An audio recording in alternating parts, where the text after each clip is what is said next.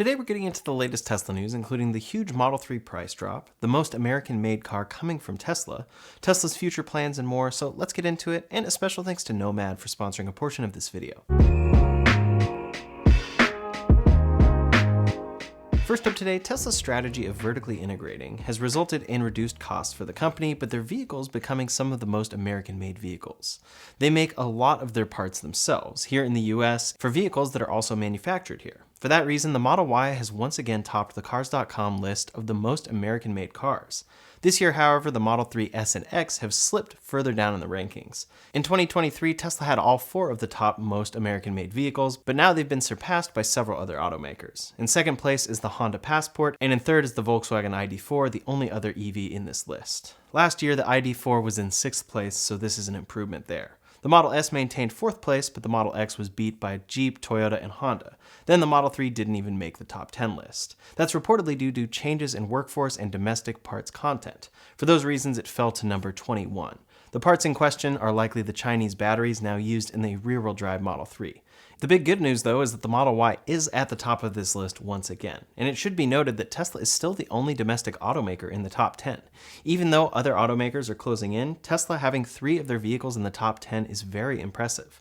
With other EV makers not being represented here, it raises questions as to who may or may not qualify for US EV tax credits in the future. Next up today, one of the biggest perks of buying a Tesla is how many of their models are eligible for a $7,500 tax credit from the US federal government. That does a lot to make these cars more affordable to the average American and has done a lot to fuel their success. All trims of the Model Y have been eligible for this tax credit for a while now, as well as the base Model X, but not the Model 3 as of this year. That has been a pretty big mismatch since that is their most affordable car. When Tesla did their big refresh of that car earlier this year, the standard and long-range Model 3 both lost access to the federal tax credit, and the performance model disappeared. While it was timed as such, it actually lost its tax credit status because of rules getting stricter for battery and mineral sourcing. So even though that car was technically Tesla's most affordable vehicle, not having access to the tax credit actually made it more expensive in practice for many people. When Tesla finally reintroduced the performance Model 3 last month, that car was the first to qualify, and now the Model 3 long range officially has access to the US federal EV tax credit. To start, Tesla began by lowering the price of the Model 3 long-range all-wheel drive by $250 down to a base price of $47,490. That is a modest, albeit welcomed change, but the big savings comes with the return of the EV tax credit for the long-range version. That $7,500 EV tax credit brings the price of the long-range Model 3 down from $47,490 to just $39,990. That's a really incredible price for an EV touting a range of 341 miles, but of course, you will save more in practice. Tesla supposes another $5,000 in gas savings over 5 years, and that brings the adjusted total down to just $34,990. Advertising that in this way isn't something I'm a huge fan of, but this could be the situation for many buyers. What's interesting is to compare the price of the long-range Model 3 to that of the long-range Model Y. That Model Y trim costs $47,990, an additional $500 on top of the price of the equivalent Model 3. For the Model Y, however, Tesla supposes you will save an additional $6,000 instead of just $5,000. So with all of that factored in, the Model Y long range comes in at $34,490, $500 less than the Model 3 after incentives and estimated gas savings.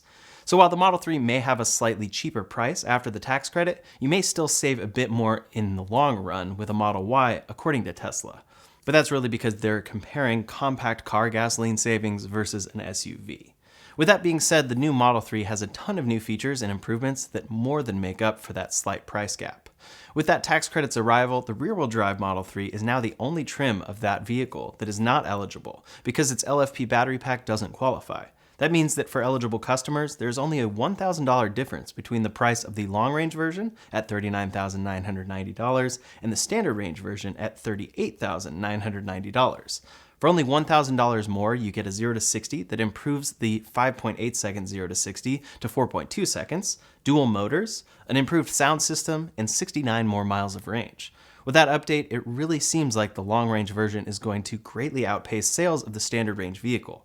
It's pretty odd to see the pricing as such, but it is how this tax credit situation plays out in practice. In addition to this big price cut, Tesla has decided to extend the low APR promo rate for the rear-wheel drive Model 3. Until June 30th, that car is eligible for 1.99% APR loans for 36-month terms and 2.99% APR on 48 and 60-month terms. The long-range version, by comparison, is still sitting at that 6.39% APR on all 36 through 72-month loan terms. So while the rear-wheel drive version may only be a bit cheaper, its lowered APR this month may still make it a more attractive option to some when doing the true equation of how much you pay over the life of a loan.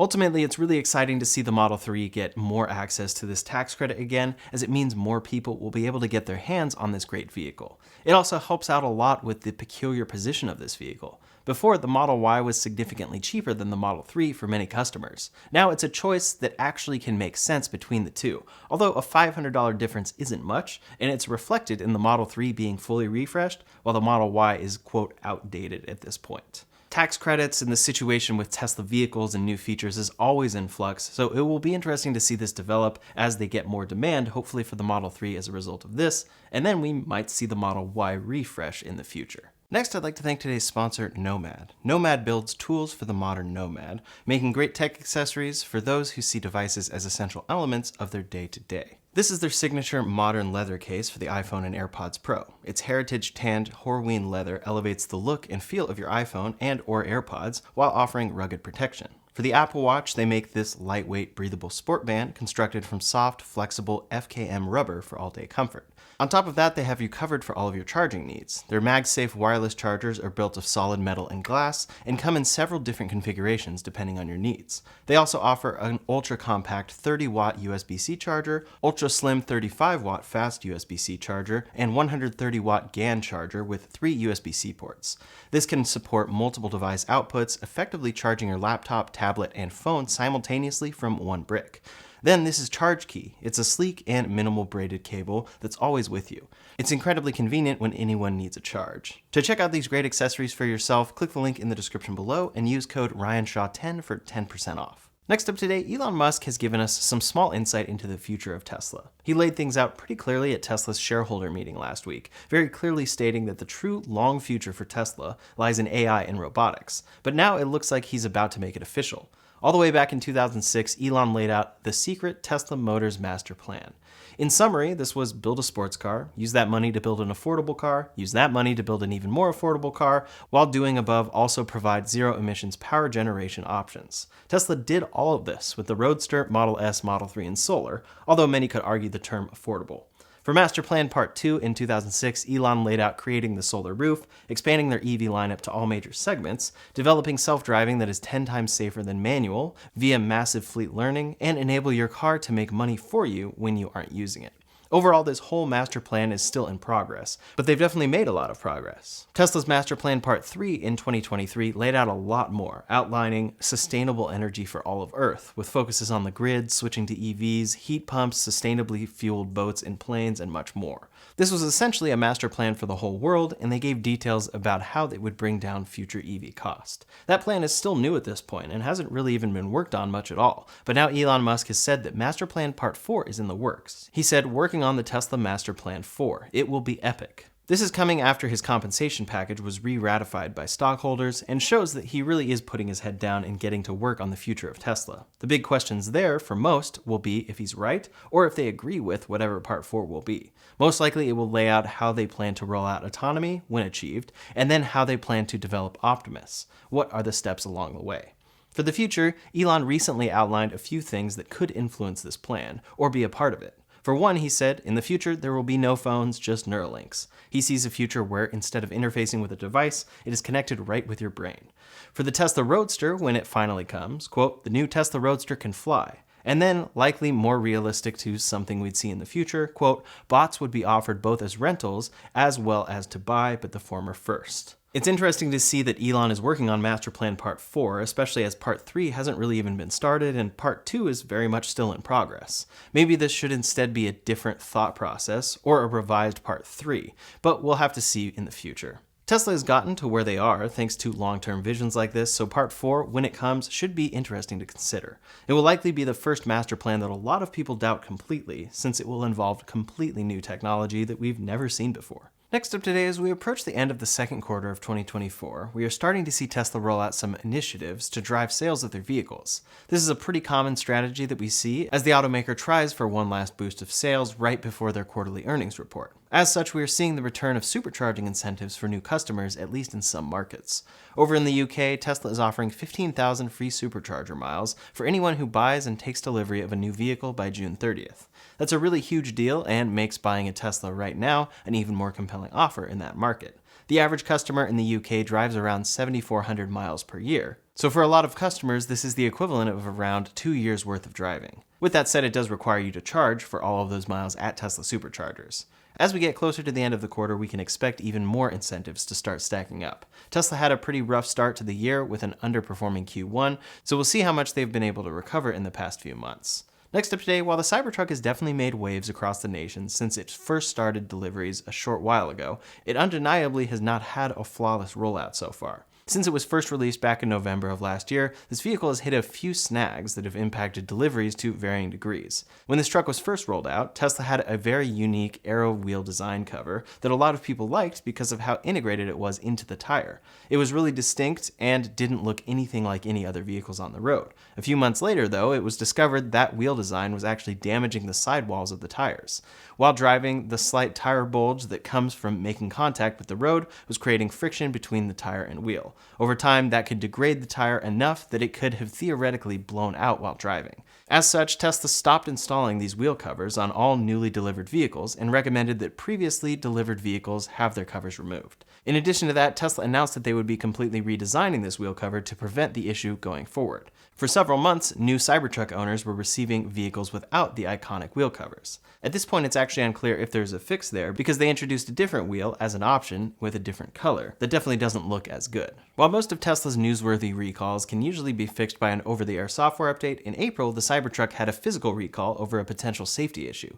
A few owners reported instances where the metal cover on their accelerator pedals had become loose while driving, slid off, and gotten lodged in the paneling of the footwell. This caused the car to accelerate uncontrollably, although thankfully that acceleration is easily overridden by pressing the brakes. While they were reviewing this issue, Tesla put out a temporary halt on deliveries until the problem could be solved. During their investigation, they found that at some point during the production process, soap had started to be used during the assembly of the accelerator pedal, and this unauthorized change was causing the slippage. After the discovery was made, Tesla issued a voluntary recall on all 3,878 vehicles that had been delivered at that point. The fix was simple, requiring a single bolt at the base of the pedal to keep it stationary, but it certainly caused its fair share of bad publicity. From that point onward, all new Cybertrucks had a redesigned accelerator cover that avoids this issue. Now, unfortunately, it seems like Cybertruck deliveries have been once again halted due to a physical issue. A lot of comments and jokes have been made about the Cybertruck's single huge windshield wiper, and it's undeniably an interesting look. In the time since production began, some users have reported issues with the functionality of their windshield wipers, but mostly just chalk this up to the many issues that Tesla is known for when it comes to their wipers in general. Well, it does seem like the problem runs a little deeper than that. Reportedly, the wiper motor on many trucks has been having problems, and until they solve the issue, Tesla has paused deliveries of the Cybertruck. We're not sure what may be causing this problem, but it may end up leading to another recall having to be issued for all trucks for that motor. While the Cybertruck has definitely excited a lot of people since it first hit market, it still has definitely had problems. That doesn't mean that this truck is necessarily bad, but it does still have some flaws that need to be worked out to make it into the ideal version of itself. Last up today, some updates from other automakers. While Tesla is known for their innovative online ordering process, most other car manufacturers are still heavily tied to the long-standing dealership model. Ford has just announced a pretty big change to their dealer structure, though, that will bring their EVs into reach for millions more customers in the US. Back in 2022, Ford introduced their Model E dealer program, which allowed for interested dealers to sign up and have electric vehicles be made available to them. This was intended to streamline the EV sales process, but over a year after introducing that program, Ford found that enrollments were dropping. In the end, Ford found that this program was having an inverse reaction, creating more complications in the pipeline from the factory to the consumer. As a result, Ford has just announced that they will be ending this program, and all Ford dealers will now be able to sell and service electric vehicles. With that, now over 90% of Americans will be within 25 miles of a Ford dealership that can sell or service an EV. Ford's electric vehicle sales have been growing steadily, with recent boosts to their F-150 Lightning, Mustang Mach-E, and E-Transit vans. As it stands right now, Ford is the second best-selling EV brand in the US, with over 37,000 units sold through May. That is nearly double the amount that they had sold this time last year. While many people prefer Tesla's streamlined online ordering process, car dealerships are still a big preference for a lot of people, and expanding availability could do a lot to get Ford's EVs into more customer hands. As more automakers work towards getting affordable models to market, Jeep has just announced that they will be bringing a model of their own into that race. The brand announced during the recent Stellantis Investor Day event that an all-new electric Jeep Renegade would be coming soon to North America. As part of their new growth plan, this new vehicle will start under $25,000, a price which few Western automakers have been able to offer thus far. We don't have much other information on this vehicle yet, other than that it should be coming very soon. Jeep is going to be rapidly expanding their electric vehicle presence both in the US and abroad. By 2027, Jeep has plans for 6 all-electric vehicles, including their Wagoneer S, Recon, and another mid-size utility vehicle. According to their presentation, this new Renegade will fill the small UV segment, which is doubly exciting as many feel that the smaller-sized EV segment is underserved in the US. It is also unclear whether or not this vehicle will be eligible for a full or partial EV tax credit. If this vehicle can be brought down close to or below $20,000 with a credit, that would absolutely be a huge win for Jeep. Others have questioned whether this $25,000 price tag itself is already factoring in the tax credit, which, if true, would push the MSRP up over $30,000. I would guess that that would be the case, especially at launch. Regardless of how the tax credit factors into this equation, Jeep is going to be bringing a truly affordable vehicle to market very soon, and that could make waves in the industry if they pull it off. Affordable electric models are a big unserved market in the US right now, and models like this will certainly help fuel EV adoption if they come to be. That's all the latest Tesla news for today, so in the meantime, if you want to see the 3 new Teslas Elon talked about at Tesla's recent shareholder meeting, you can check out that video linked up here or in the description below. Thanks so much for watching, and I'll see you on the next one.